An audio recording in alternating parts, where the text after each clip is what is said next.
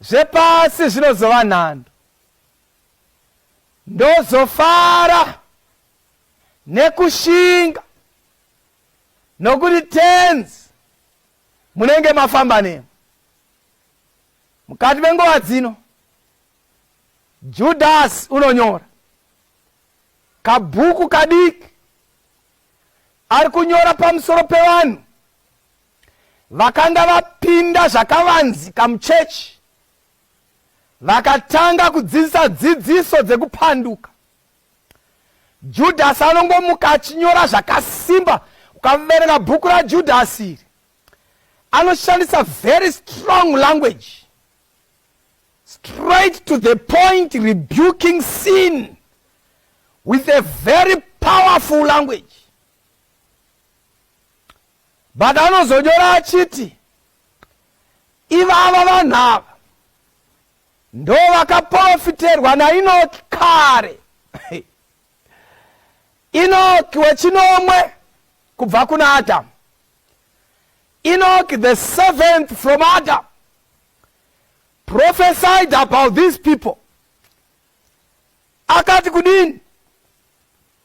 Akati tarira Ishe wakauya navatsvene vake aine zviuru zvamazana kuti atonge vose nokurova vose vasingadi Mwari pamusoro pamabasa avo ose okusada Mwari avakaita nokusada kwavo Mwari, napamusoro pamashoko ose makukutu akataurwa navatadzi vasingadi Mwari.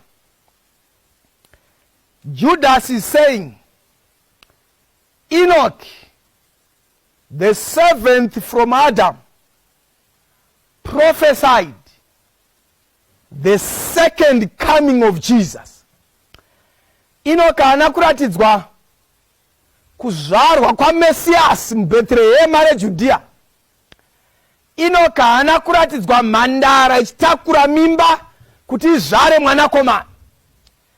Enoch haana kuratidzwa vafudzi vachadziviswa kuuya kwaMesiasi. Enoch haana kuratidzwa vachenjeri vokumabvazuva vachaona nyeredzi vagoitevera kuenda kuna Mesiasi. Enoch haana kuratidzwa Herodhi achitsvaga kuuraya Jesu. Enoch haana kuprofita kutiza kwaJosefa nomwana kuenda Egipita. Enoch haana kuratidzwa kutambudzika kwaMesiya muGetsemani. Enoch haana kuratidzwa Jesu achibayiwa parutivi nepfumo pamuchinjikwa. Enoch haana kuratidzwa kumuka kwaMesiya nezuva ratatu muguva, guva richisara risina chinhu.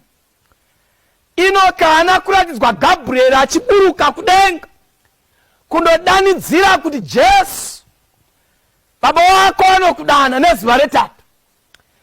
Enoch haana kuratidzwa earthquake yakapamura chidzitiro chetemberi napakati. Enoch haana kuratidzwa zano reruponeso, but anoratidzwa the ultimate coming, the desire of ages, when he comes the second time to end the suffering on earth. Enoch anoratidzwa kwazvinoperera mudikano nokuti kumuka kwaJesu muguva aizoenda kudenga, but waizodzokazve panouya kechipiri pane nyaya huru pamuzongozongo penyaya akafambira pekutanga. Pachauya kuzotora vakaita kuda kwake, pachauya kuzorescuewa nyika kubva muruoko rwethe tyranny the devil. Pachasungwa Satani kwemakore ane chiuru chamazana achikandirwa mugomba rakadzikadzika. Ishe amene achiburuka navatumwa achipenya senyeredzi, semheni inorova kumabvazuva nekumadokero. pamuzongo-zongo, when the history of this earth is brought to an end, when people and their history will be history in the annals of history, kuti kwaimbova nyika inotambudza, Jesu paachaburuka achigumisa kufa, makuva achitsemuka, vatsvene vachibuda mumakuva, vachiri ndiye Tata akamirira, ndo panoratidzwa Enoki kare sapamazuva ekare. The seventh from Adam is given a vision of the coming of the Messiah, the parousia, par excellence, when him, the Lord himself, descends with a shout of an archangel and the trumpet of God, when it shouts and blows, when the angels will be sent in the four corners of the earth to resurrect the saints of the living God. Vachidanidzira, awake, awake. When sinner and sin shall run away from the Messiah, zuva guru rekutsamwa rasvika, pasina anogona kumira. No zuva rakaridzwa Enoki, but ndewe chinomwe kubva kuna Adamu. Tarira kukosha kwezuva iri munikani. Enoki unofamba naMwari, anoprofita zuva guru rekuuya kwaJesu.